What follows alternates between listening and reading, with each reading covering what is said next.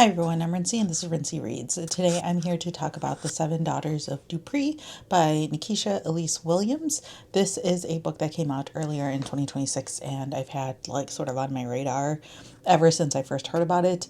Finally was able to get a copy of it from my library, and overall I really enjoyed my experience with this book. This is a multi-generational novel where you are following multiple generations of women in this one family. The story doesn't necessarily go in chronological order. You are jumping around in time a bit, and there's certain people and storylines that you follow more closely than others. There is the most modern day storyline, which is really taking place in the 90s, where you are following Tati, who is the sort of lowest on the line. She is the daughter of Nadia, and she has always wondered who her father is. She's never been able to know who he is, what happened to him, what happened to him and his mother, and all these different things.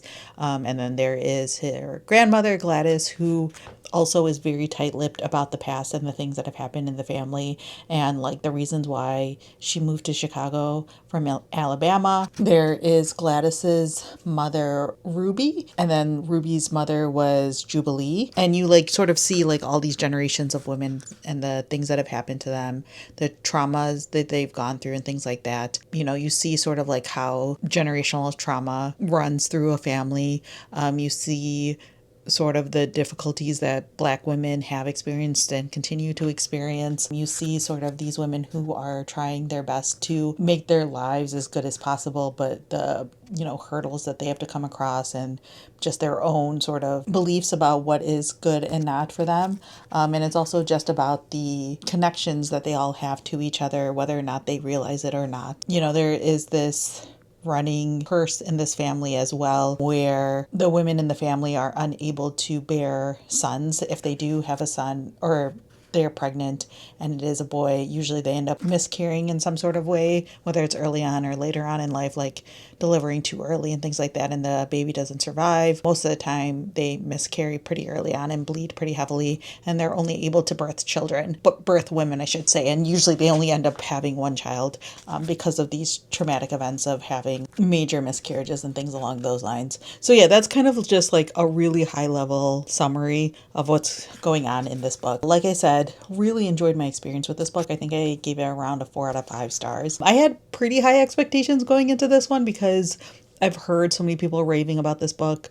I've had it on my own list for a very long time, very long, for the entirety of this year, because it came out pretty early in the year, and have been eagerly anticipating picking it up. And I will say that, like I said, overall, really enjoyed it, gave it a 4 out of 5. I feel like I have such a high bar now for books like this, because two of the comps are Homegoing, which is a 5-star book for me. I recommend that book all the time, as well as The Love Songs of W.E.B. Du Bois, which I also really, really love. Homegoing is that sort of generational story. Love Songs of W.E.B. Du Bois also has that aspect of it, but I feel like this one is probably closer to that book. The vibes just feel similar in my opinion. So there were times in this book where I wasn't really feeling some of the perspectives, or didn't quite understand what the author was doing yet, although it does all really come together in the end. But I think that the other thing is that the women in this book, sometimes they really annoyed me. I just wanted to shake some of them and be just talk to each other, please, and be honest with each other, which that's kind of the point of this whole book. This book is about sort of trauma and secrets, and sort of what ends up happening when those secrets are so tightly kept hold of and not discussed with each other. Because I feel in a lot of these situations, if people just talk to each other and were honest about their circumstances or the things that they've gone through with each other, there would be a lot more understanding. There are times where these daughters are going through difficult things or traumatic things, and the mothers just don't have sympathies for their daughters for a variety of reasons,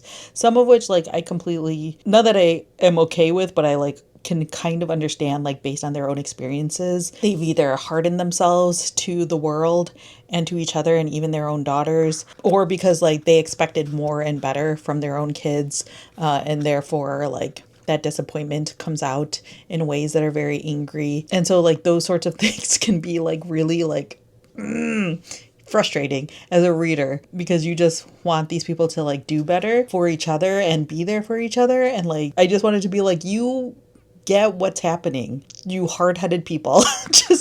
just talk to each other and be empathetic with each other. But I think that also talks a lot about like the power of this story. Like all of these characters felt very real. All of these characters like felt very understandable to those degrees because you are seeing all their different perspectives and the different things that they've had to go through over the course of their lives. Kudos to the author for creating such like complex and like interesting and like well-rounded characters. Like all of these women, while they are like related to each other, so there are some degrees of like personality traits that are similar to each other, specifically like the stubbornness or the hard-headedness or the, you know, taught ways of like handling things, which may or may not be great. Like those things are there, but they are each their own person as well, which you very much see over the course of the book. I do think that sometimes the structure of the book was a slight downside to this book as well. Jump around a lot in timelines, jump around a lot between perspectives. I will admit that like in the beginning, I was a little bit confused. If you have like either the physical copy of the book